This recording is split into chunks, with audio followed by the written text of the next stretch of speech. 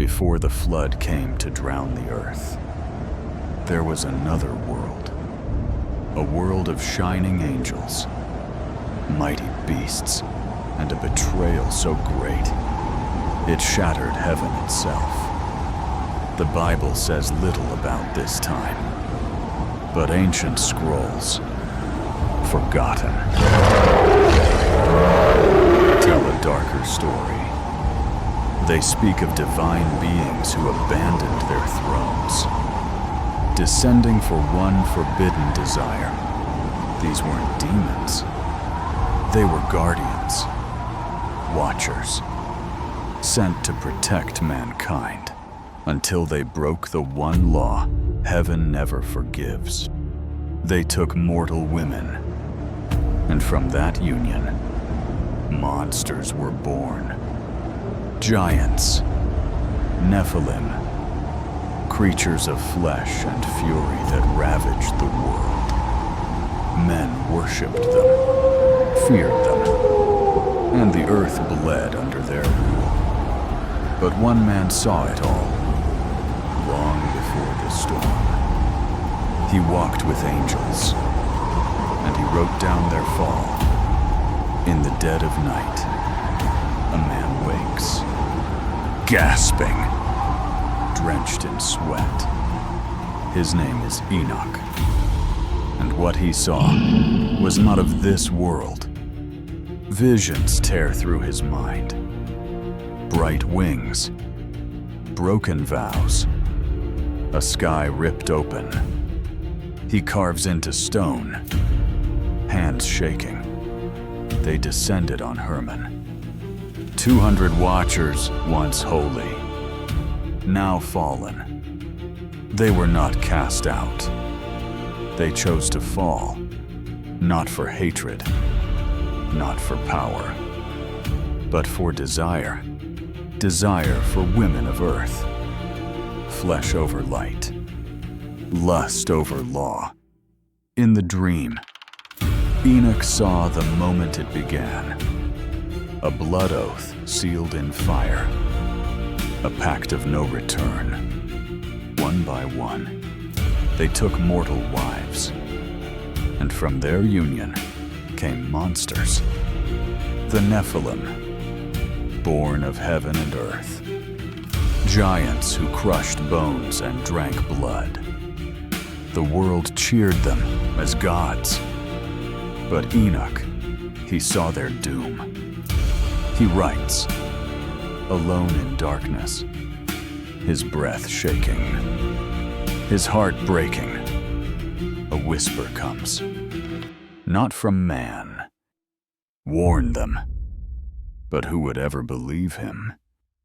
High atop Mount Hermon, the sky churns with fire. Thunder cracks.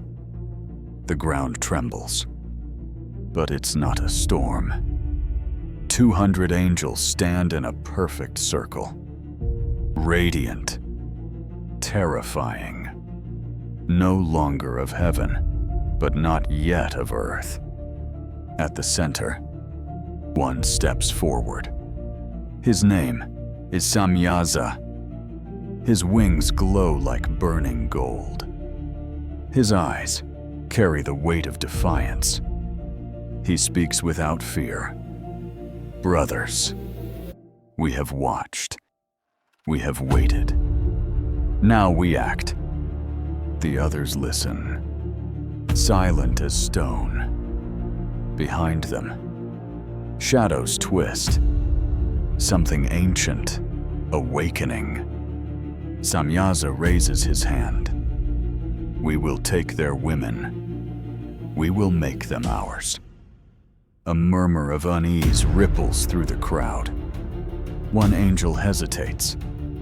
Another looks to the stars. But Samyaza's voice sharpens. If only one sins, he alone bears the curse. But if we all swear together, we cannot be judged alone. Slowly, one by one, the others nod. 199 fall in line. They kneel. They slice palms. Blood drips onto the stone. And with one voice, they swear the unholy oath. A covenant that will break heaven. From the skies, a distant roar answers. And far below, the earth begins to shake. The oath was sworn. Heaven fell silent. The watchers came down, not as warriors, but as kings. They walked among men, glowing, powerful, untouchable. Women were drawn to them like moths to flame, and the watchers took them. The first unions were hidden in shadow, but soon, their children began to rise. Children, not quite human, not quite divine. Giants, savage, beautiful, unstoppable. These were the Nephilim, born of light and devouring darkness. As infants, they drank rivers dry. As children, they tore beasts apart for sport. Their voices could shake mountains. Their footsteps split the earth. Humanity bowed in awe. Temples were built in their honor. But reverence soon turned to fear. These giants demanded blood. They ruled with fists of fire. Cities burned. Forests died. Oceans turned red. And above it all, the Watchers smiled. Their creations were perfect, terrible, glorious, but far away. In silence, Enoch wrote, he saw the storm long before the first drop fell, and the sky was beginning to crack. The giants ruled, but it was man who followed them into madness. Cities rose in their honor, built with stolen blood and broken bones. Statues of Nephilim towered over temples of gold and fire. War became holy. Killing became sport. The Watchers taught mankind things never meant to be known. Sorcery, poison, weapons that tore flesh like paper. They named it knowledge, but it was death, disguised as progress. Women painted their eyes with charms, whispered by fallen angels. Men sacrificed their children to gain favor from giants. The earth bled. The skies burned. Beasts turned against man. Even the stars looked away. The line between angel and demon vanished. The line between man and monster no longer mattered. But in the wilderness, a voice still cried out. Enoch warned them, turn back or be destroyed. They laughed. They mocked him. They spat on his words. The Nephilim roared louder than any prophet, and man chose power over mercy, fire over light. The world had fallen too far, and heaven was watching. While the world burned, one man lived apart. Not in palaces, but in the silence of the hills. His name was Noah, a farmer, a father, a man no one feared. But heaven remembered. He worked the soil with cracked hands. He raised his sons with quiet wisdom. In the night, while others screamed or raged, Noah listened. He saw the Nephilim, but did not bow. He heard the Watchers, but never followed. The world called him a fool, But the stars began to whisper his name. One night, the sky split in silence. A voice, not of man, spoke. Noah, I choose you. He dropped his tools. He fell to his knees, and the earth held its breath. Visions flooded his mind. A great storm, a world drowned, a single vessel. The voice spoke again. Build the ark. No command more absurd had ever been given. But Noah did not laugh. He did not doubt. He simply obeyed. Because somewhere deep within, he knew it was true. And so, under a dying sky, surrounded by madness, one man began to build. Noah wandered deep into the forest. The trees whispered like voices from another world. The moon vanished behind heavy clouds. The ground shimmered with unnatural light. Then, silence fell. A silence so complete, it swallowed even the wind. A fire ignited before him without spark. It hovered in midair, burning yet not consuming. Noah fell to his knees. His breath trembled as the voice came. Noah, it said, the earth is filled with violence. I will bring an end to all flesh, for they have corrupted what was sacred. Build an ark of cypress wood. Make it long, wide, and high. For what comes will cover even the mountains. Noah's eyes filled with tears. He knew this was not madness. It was command. Only you and your house will be spared. For you have walked with me, while others walked away. The light faded, but its warmth remained. Noah stood slowly, heart pounding like war drums. He turned back toward the valley.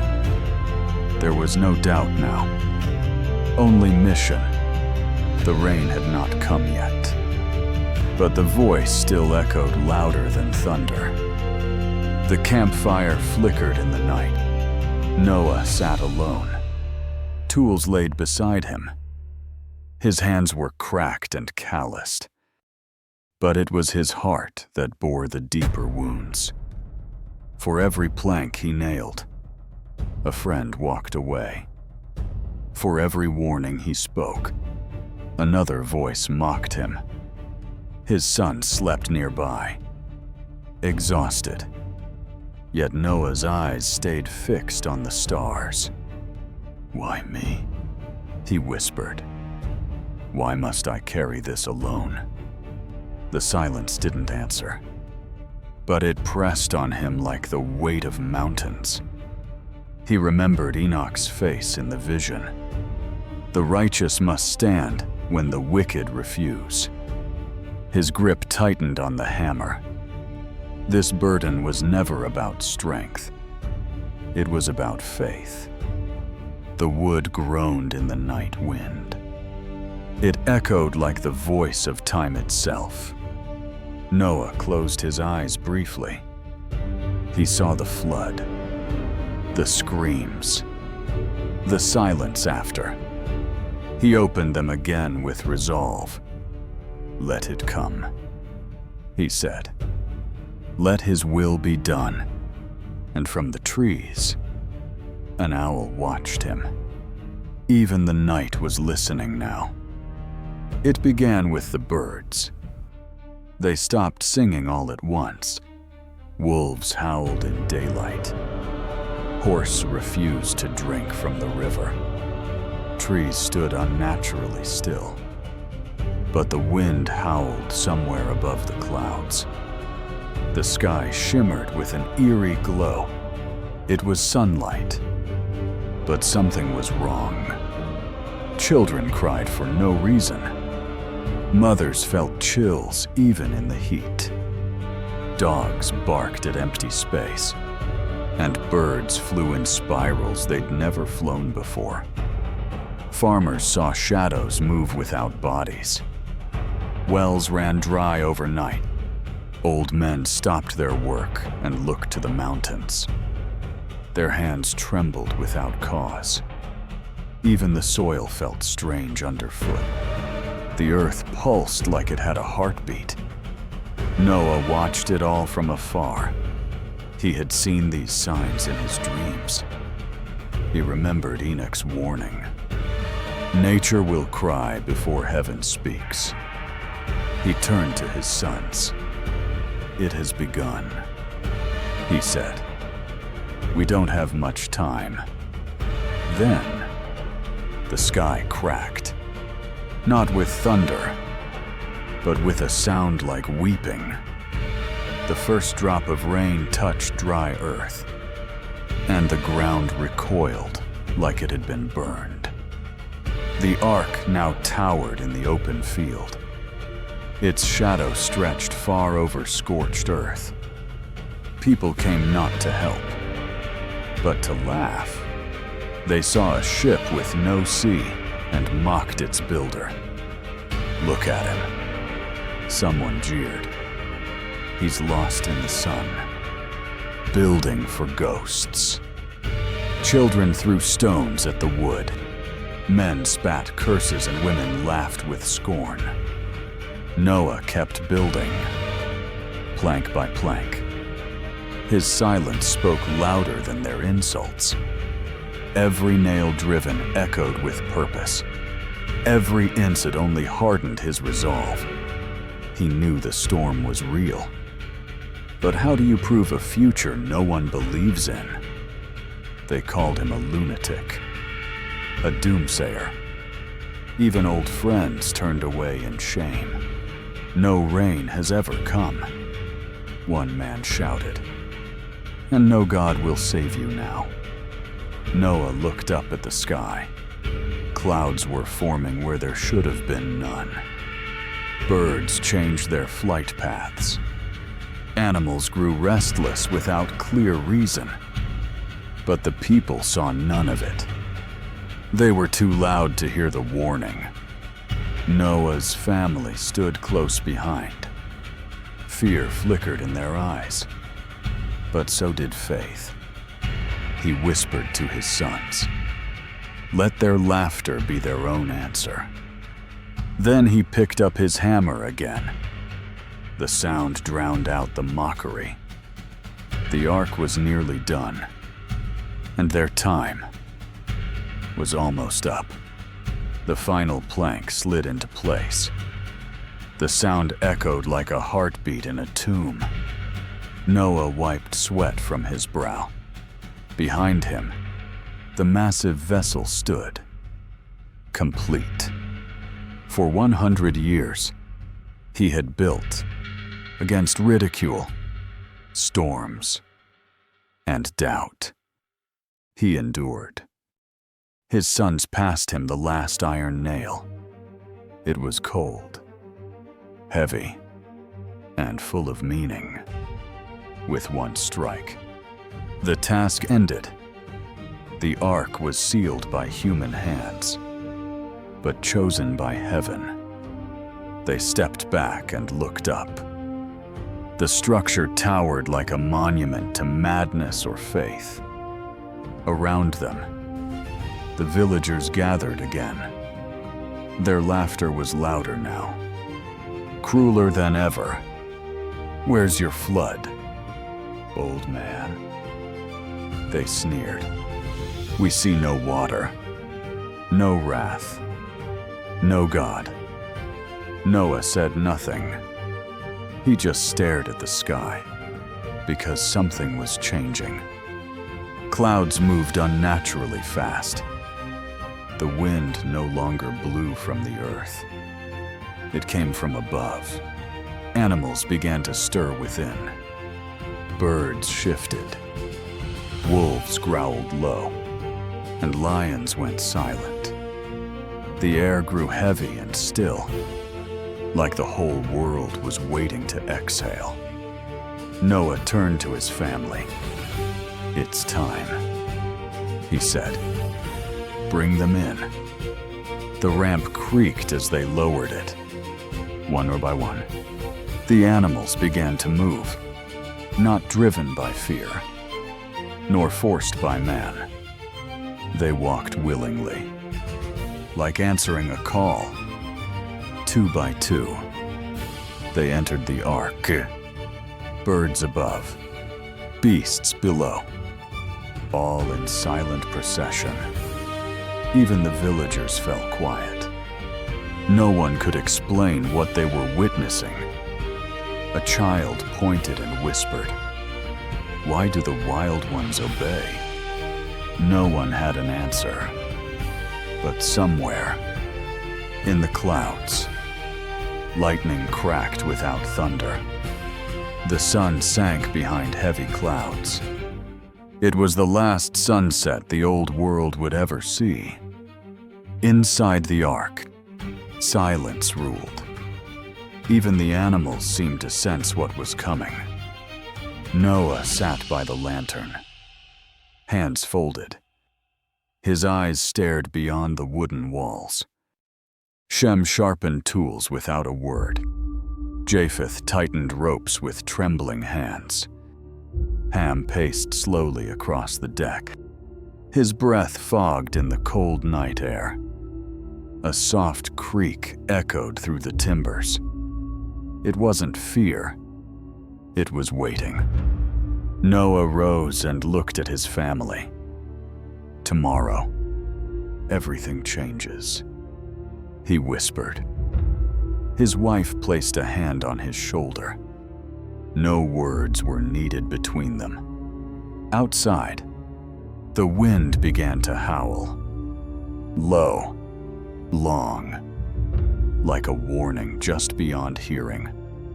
Lightning flickered on the horizon. But no thunder followed. Just silence. The stars vanished behind black clouds. Heaven was holding its breath. Animals shifted restlessly in their stalls, eyes wide, ears twitching, as if remembering something ancient. Noah closed his eyes in prayer, not for safety, but for mercy. His voice was quiet but firm. "Let your will be done," and far above, beyond the clouds, the sky began to stir.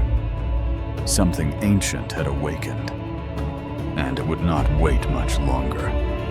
Noah stood at the ramp of the ark. His face was lined with grief, not pride. He raised his voice one last time. It cut through the wind like a blade of truth. "This is your final chance," he said. "Turn back before it's too late." But the people only laughed. Their eyes were blind, and their hearts were harder than stone. They mocked the silence in the sky. They had never seen rain, and so they felt safe. Some threw rocks toward the ark. Others shouted curses, fists raised to heaven. Noah's son stood behind him, tense and silent.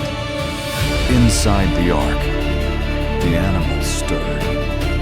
He turned once more to the crowd. "The door will close, and it won't open again." Rachel wept beside her mother. But even that tear couldn't pierce the noise. Then the wind shifted. It came low, cold, and full of warning. The earth trembled beneath their feet. Clouds swirled like smoke from an unseen fire, and with a sound no human hand could make, the ark's door began to close. Wood groaned as if the world itself was sighing. The hinges moved by unseen power,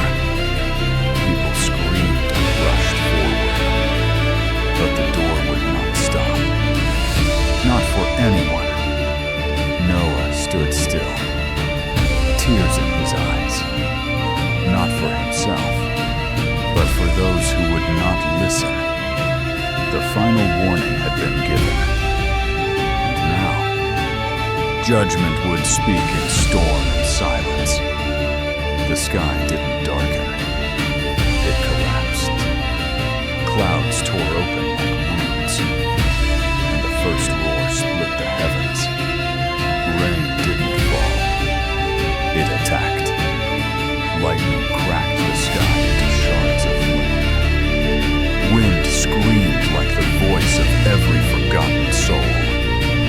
People ran, too late, too blind. Mockers now begged, pounding on the ark's sealed door. But the door would not move. It had been shut by hands out of this world. Noah stood within, eyes closed, lips moving in silence. Not panic, prayer. Outside, the ground shattered. Water exploded from beneath like veins bursting. Streams became rivers. Rivers became monsters. The earth itself convulsed in judgment. The ark groaned under the weight of rising chaos. Inside, every creature trembled, yet somehow still breathed. Japheth lit torches. Their flicker barely fought the darkened sea. Shem held on to beams as the ark jolted. Every crash sounded like the end. But the wood held. Outside, figures clung to trees, to stones, to each other. But nothing stood for long. Not even mountains. The Nephilim howled. Not in power, but in terror. Even they knew their time had ended. Fire lit the sky one last time. Then came the flood. Not wave by wave, but all at once. It covered cities. It swallowed kingdoms. It erased names that had once ruled men.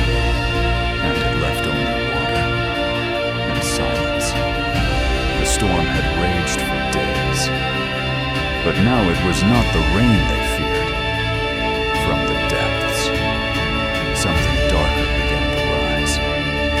They weren't men anymore, and they were never angels again. They were remnants of defiance, born from heaven's fall and earth's corruption.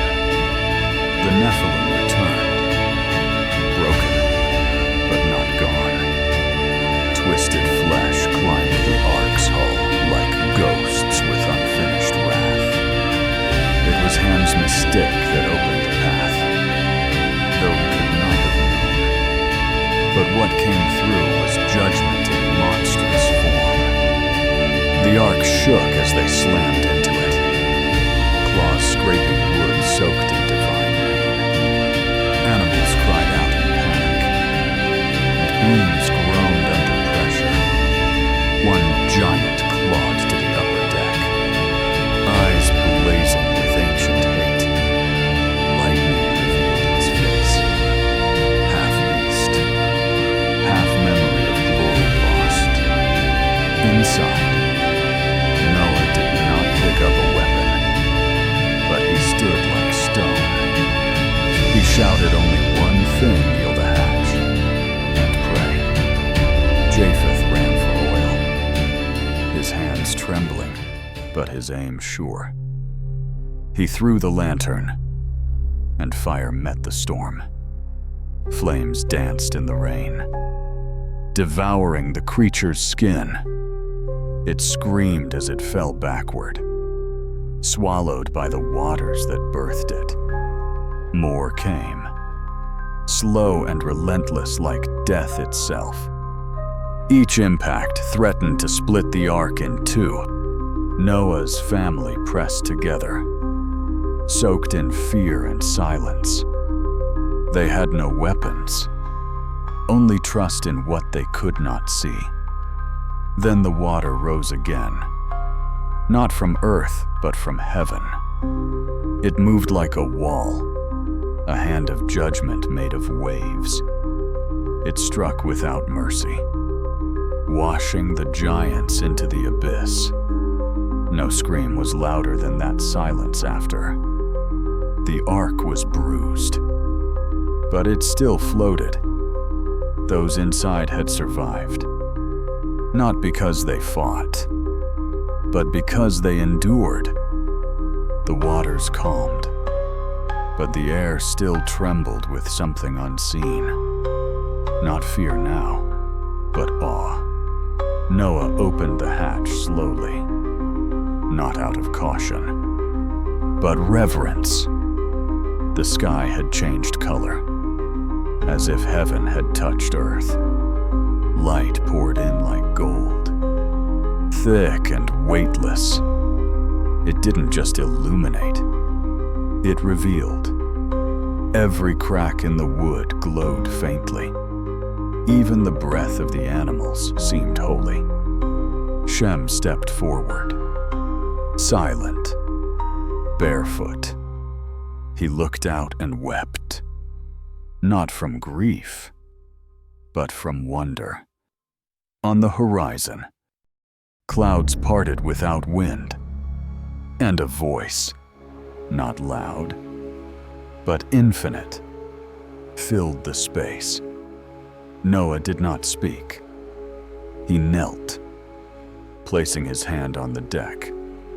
His lips moved in silence, but every soul heard, not words, but truth. This was not the end of wrath. This was the beginning of covenant. The world had not been destroyed. It had been baptized. A single dove passed overhead, carrying no branch. Its wings glowed faintly, like memory. Noah looked at his family, each face marked by fire and flood. But their eyes held light, not fear. Outside, the waves whispered against the hull. Inside, a deeper calm settled than the sea could ever give. They had not been saved for comfort. They had been spared for purpose. The ark rested, not with a crash, but with a whisper. After chaos, even silence felt sacred. Morning came like a first breath. Light spread over mountains that had slept for months. Noah stepped onto dry ground, his feet sinking into soft earth. He looked up, not in pride, but in thanks. The wind carried no judgment now, only the scent of beginnings. Trees bent slightly, as if greeting old friends. Birds cried out, not warnings, but welcomes. Shem planted the first seed, hands still shaking. Even dirt felt holy now. The animals roamed slowly, unsure at first, but instinct remembered. This was home again. Noah gathered his family, not as survivors, but as stewards. There were no cities, no thrones, just sky, soil, and soul. He built no palace, only an altar. Smoke rose, not in fear, but in worship. It was not the end of a story, but the writing of a new scroll. Above them, clouds parted gently, and a rainbow, fierce and delicate, burned across the sky. It was not decoration, it was contract, not between man and man, but between heaven and earth, a covenant written in light, a promise sealed by storm and silence alike. Noah did not speak, but in his stillness, all creation understood. Noah stood before the altar, flame rising steady from the stone. The smoke curled upward, carrying more than just sacrifice. It carried memory, and it carried blood that would never be shed again. Then, the wind stilled. Even the birds paused mid-flight. A presence descended, silent, invisible, but unmistakable. It was not seen, but it was known. No thunder, no voice, only a shift, as if the air itself bowed.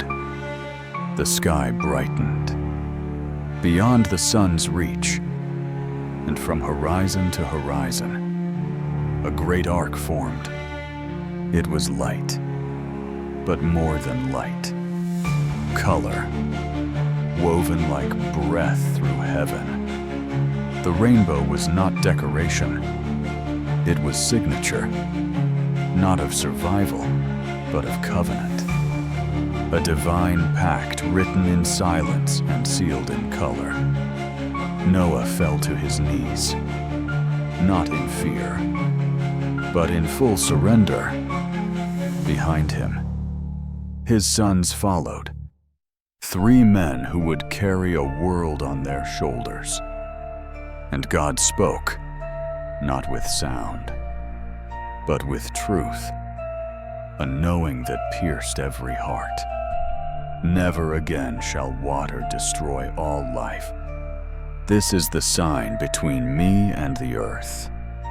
No stone tablets, no scrolls, just light and the memory of flood.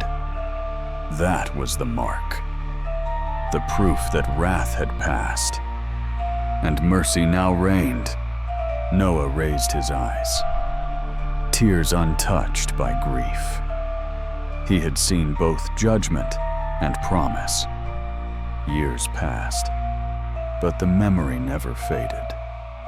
Not for Noah, not for the world he helped restart. The flood was gone, but the covenant remained, etched in sky, in soil, and in every heartbeat that came after. On a quiet hill, Noah sat beneath the fading light. Beside him, a child, the first of a new line. He did not speak of monsters or giants, only of choices and consequences. The world was not lost in a day, he said.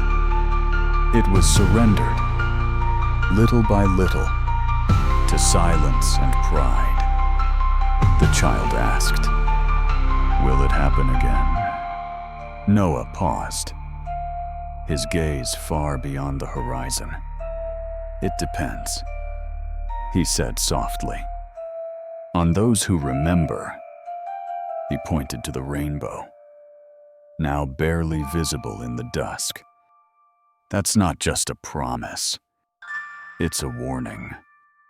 The boy looked up, eyes wide, innocence glowing.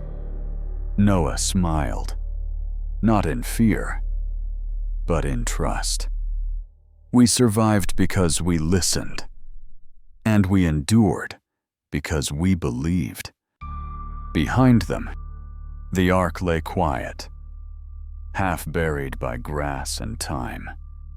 A relic, not of doom, but of mercy. Wind passed through the fields like a whisper from heaven, carrying not judgment, but remembrance. Because legacy is not what we leave behind. It's what we pass forward, through story, faith, and blood.